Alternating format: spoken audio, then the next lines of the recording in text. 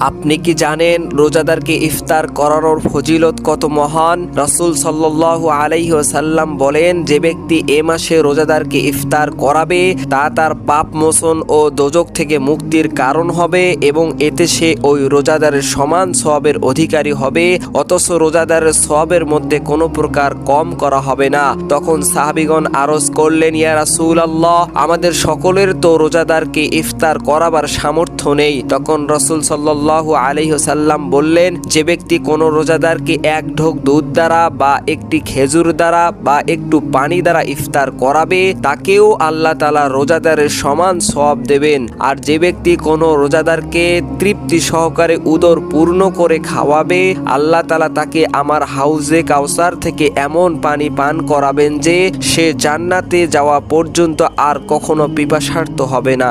সহিহ ইবনে খুজাইমা 1887 নম্বর হাদিস।